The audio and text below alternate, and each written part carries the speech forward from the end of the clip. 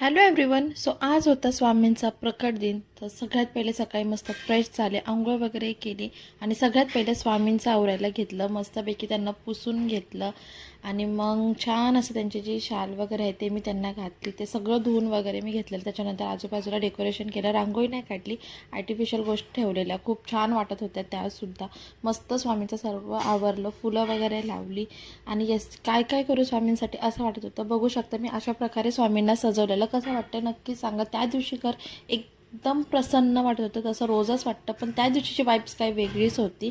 So इथे बघू शकता स्वामींचा आवडीचा नैवेद्य मी बनवत आहे. पुरणपोळी, आमटी, भात, कांदा भजी, पोळी हे सर्व स्वामींना खूप आवडतं. सो ते मी तयारी केली, सगळं बनवलं. सगळ्यात पहिलं आवरून घेतलं आमटी, भात आणि पुरणपोळीचं पुरण काढून घेतलं आणि जो राडा झालेला तो आवरून घेतला आणि संध्याकाळी बरोबर स्वामींना छान असा नैवेद्य दाखवलं, पुरणपोळी, भात, आमटी आणि कांदा भजीचा.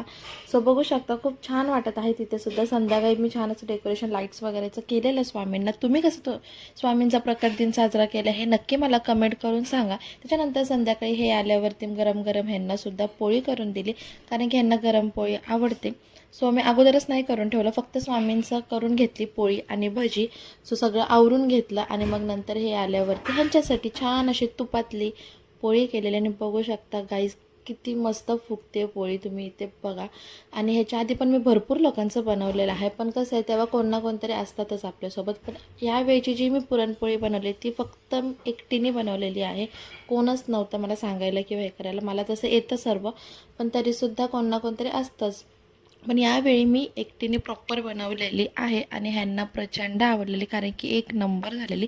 मलासुद्धा खूप आवडलेली, कुठेच फसली नाही, काय नाही. पोळीसुद्धा बघू शकता एकदम टमटमीत फुगत आहे आणि पुरणसुद्धा खूप छान झालेलं, आमटीसुद्धा एक नंबर झालेली. सो येस गाईज, असं नाही की ज्या मुली बाहेर मॉड आहेत किंवा जे व्यवसाय करतात किंवा जॉब करतात त्यांना काही येत नाही, असं काही नाही आहे. आत्ताच्या मुलींना सगळं येतं. मला स्वतःला सगळं येतं, मला बाकीच्यांचं माहिती नाही, पण मी स्वतः एकदम ऑलराऊंडर आहे, मला सगळं येतं. सो त्याच्यानंतर ही स्वामींची मूर्ती कुठली आहे मला नक्की कमेंट करून सांगा, जर तुम्हाला माहिती असेल तर, कारण की मला ही मूर्ती प्रचंड आवडते. ह्या मूर्तीचं तेज काय वेगळंच आहे.